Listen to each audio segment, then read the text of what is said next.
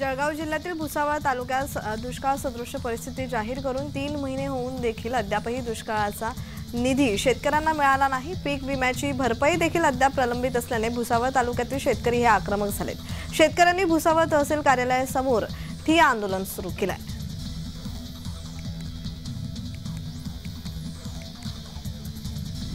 नाशिक मुंबई महामार्गाला ट्रकला अपघात झालेला आहे, तर पेंटचा ड्रम असलेला कंटेनर महामार्गावर आडवा आल्याने वाहतूक कोंडी झाली आहे। नाशिकच्या जैन मंदिराजवळ ही घटना आहे।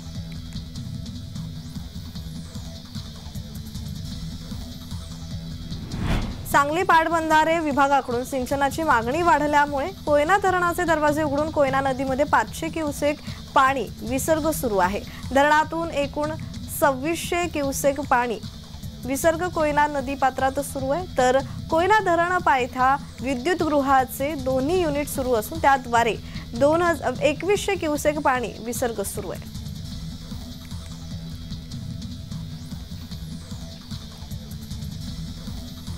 मराठा आरक्षणासाठी विशेष अधिवेशन विधिमंडळाकडून बोलावण्यात आलं होतं आणि हे अधिवेशन 1 दिवसीय असून याचा कामकाज बुधवारी सकाळी सुरू झाला आहे। सोबतच मराठा समाजाला आरक्षण देणारच अशी शपथ मुख्यमंत्री एकनाथ शिंदे यांनी घेतली होती आणि त्याच पार्श्वभूमीवर काही मराठा कार्यकर्त्यांनी मुंबईत अनेक ठिकाणी तशा स्वरूपाचे बॅनर्सही लावलेले आहेत।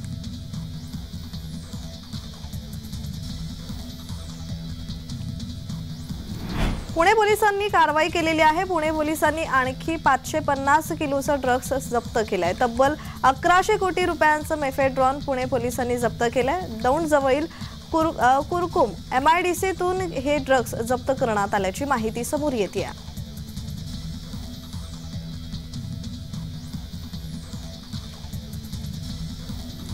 मोठ्या प्रतीक्षेनंतर मराठा समाजाच्या आरक्षणाचा प्रश्न मार्गी लागलाय। बुधवारी विधिमंडळात मराठा आरक्षण विधेयकाला मंजुरी मिळाल्यानंतर मुख्यमंत्री एकनाथ शिंदे यांचा जय जयकार करत फटाके फोडत त्याचबरोबर पेढे वाटत मराठ्यांनी आणि शिवसैनिकांनी रायगडमध्ये जल्लोष केला।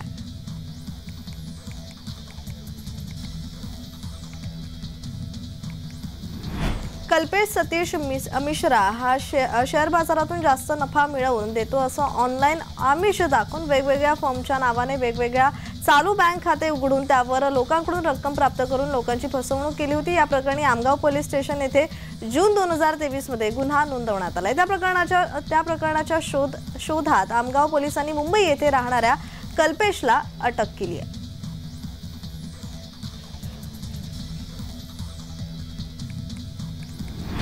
नाशिकच्या अंबड पोलीस ठाण्यात पोलीस अधिकाऱ्याने स्वतःवर गोळी झाडली। यात अधिकाऱ्याचा मृत्यू झालाय। अशोक नजम असे गोळी झाडणाऱ्या पोलीस अधिकाऱ्याचं नाव आहे।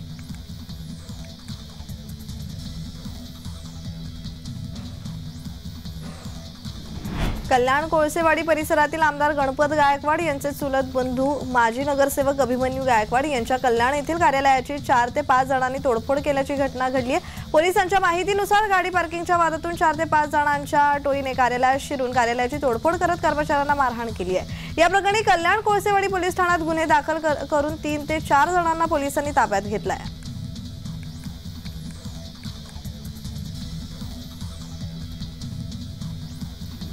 महाराष्ट्र राज्य माध्यमिक उच्च माध्यमिक शिक्षण मंडळातर्फे 21 फेब्रुवारीपासून 12वीची परीक्षा घेण्यात येणार आहे। यासाठी विभागीय मंडळाकडून नक्कलमुक्त अभियान राबवण्यासाठी आदर्श कार्यपद्धतीचा अवलंब केला आहे। त्यासाठी भरारी पथके लक्ष ठेवून असणार आहेत। त्यामुळे यंदा अतिसंवेदनशील परीक्षा केंद्रावरील गैरप्रकाराला आळा बसणार आहे।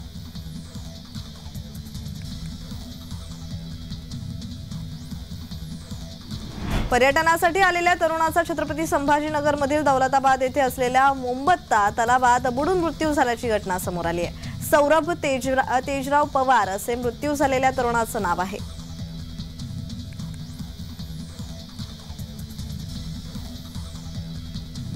माहूर येथून निघालेल्या महानुभाव पंथीयांच्या पदयात्रेतील तब्बल 200 भाविकांना विषबाधा झाल्याचा प्रकार समोर आलाय। 40 भाविकांना उपजिल्हा रुग्णालयात दाखल करण्यात आलं असून 18 जणांना यवतमाळ येथील शासकीय रुग्णालयात दाखल करण्यात आलंय, तर काहींनी गावातच डॉक्टरांकडून उपचार घेतले। 200 जणांना ही लक्षणं आढळून आल्याने एकच खळबळ उडाली आहे।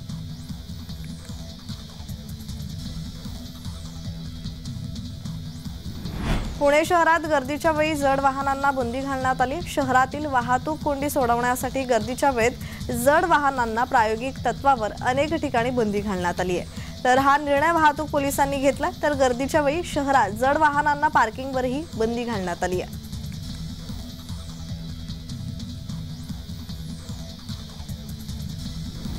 सोमवारी रात्री लडाखच्या केंद्रशासित प्रदेशातील कारगिल जिल्ह्यात 5.2 रिश्टर स्केलचा भूकंप झाला, परंतु अद्याप कोणत्याही नुकसानीचे वृत्त नाही। नॅशनल सेंटर फॉर सिस्मॉलॉजी नुसार रात्री 9:21 हा भूकंप झाला आणि त्याचा केंद्रबिंदू कारगिल पासून 148 किलोमीटर उत्तर पश्चिमेला होता। भूकंपाची खोली भूपृष्ठापासून 10 किलोमीटर खाली होती।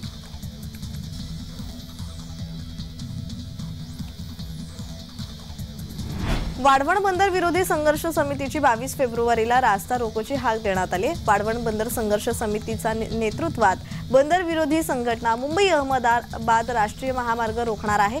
वाढवण बंदराच्या होणाऱ्या भूमिपूजन विरोधात वाढवण बंदर संघर्ष समिती आक्रमक भूमिका घेताना पाहायला मिळाली आहे।